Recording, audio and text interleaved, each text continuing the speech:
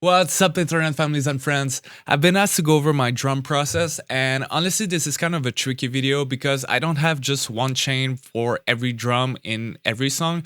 So I'm gonna show you some tools I'm using and a bit of the mindset I have when I'm mixing drums, and hopefully you get something out of it.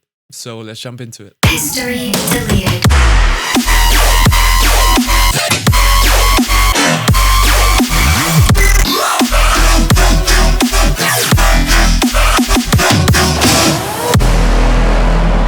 Alright, so here we are in Ableton, and for this video I'm gonna assume that you already choose all of your samples, so all your kick, your snares, your cymbals, toms, all that good jazz.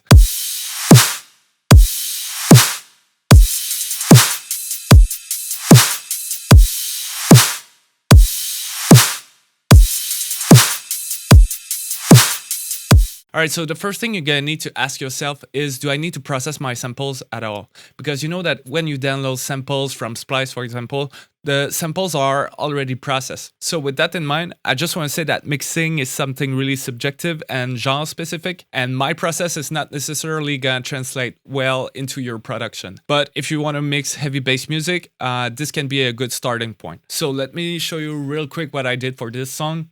I've chosen this kick because I like the tone, I like the transient, I like the length, and I like the bottom, the tuning, and how it felt on my chest.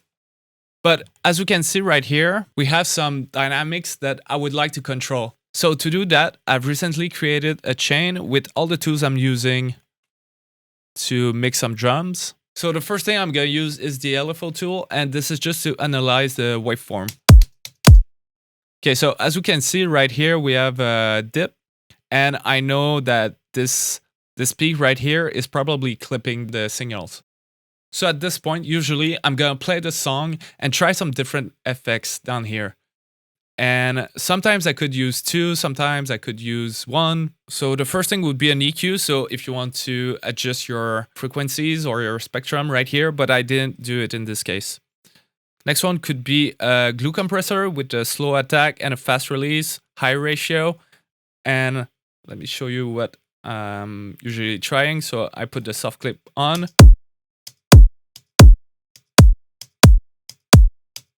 You can see how it affects the sound. And what I'm aiming for is a signal at 0 dB. This way. So we can see that the glue compressor let the transient kick in, and then we soft clip the signal, adding some harmonics to the sound. The next plugin I'm gonna try is the transient shaper. So this transient shaper has an attack that's gonna increase the transient. The sustain is, like it says, the sustain, so we can reduce that, and the pump is in between. So just follow this graph right here. We can see the pump is this area, and the sustain is this one.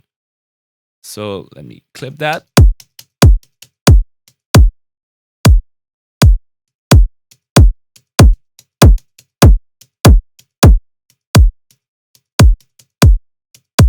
Like I said before, because of the way I'm mixing, I don't want the kick to just fade out like this. So this is why I wouldn't use this sustain and keep it that way. Finally, you can try also a limiter.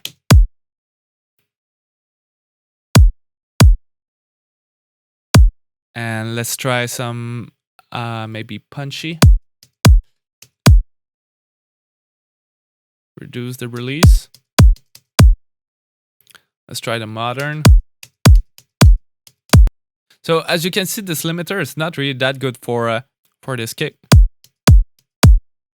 Even if we compress it just a little bit, maybe 2. Yeah, I don't like the sound of that. So as you can see in this example, I would have used or the glue compressor or the transient shaper. But finally, I decided to use the transient shaper because I thought it fits the song nicely. I did kind of the same process with my snare, so I've used some transient shaper with some attack and some sustain down, just because I thought it sounded great in the song. And after that, I've used a bit of saturator with the soft clip on and some drive. But you know, just don't just copy those settings. Just remember that you can use those plugins to achieve a certain sound. All right. And then I think after that, I've cut the low end and cut the sides right there. I've reduced the high end just because I thought it sounded too loud. And then I've put reverb. You can see that I've also sidechained the snare. So this way, if the reverb bleeds into the kick is gonna reduce the volume of the snare. So this is, I can show you my layers maybe. I have this bottom snare. I have this white noise and this tonal layer, which is more organic. And let me show you without the effects.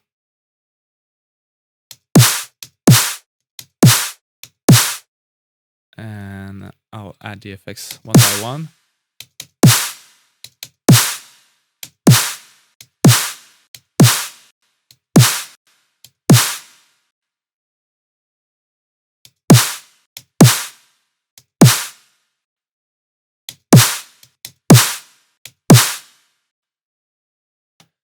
All right, and finally for the cymbals, as you can see, I group all my cymbals together.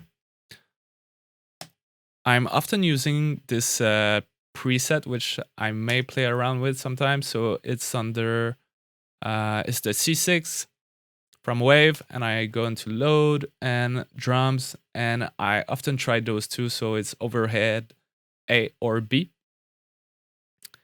And let me show you my cymbals, maybe right here.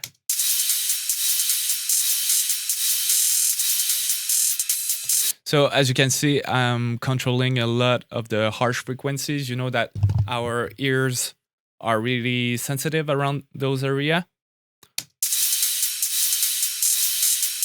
And I'm also cutting everything below 1000K and reducing around 3K right here, which can be harsh if it's too loud.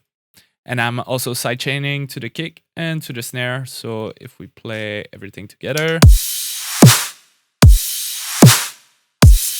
So, you know, it's still playing, but it's really, really low. All right.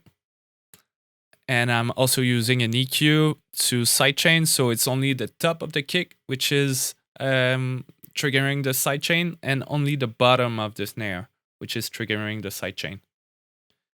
And then since my kick, let me turn that on. Since my kick and my snare are hitting at 0 dB, and even my snare, I think, is at 1 in this case. Yeah.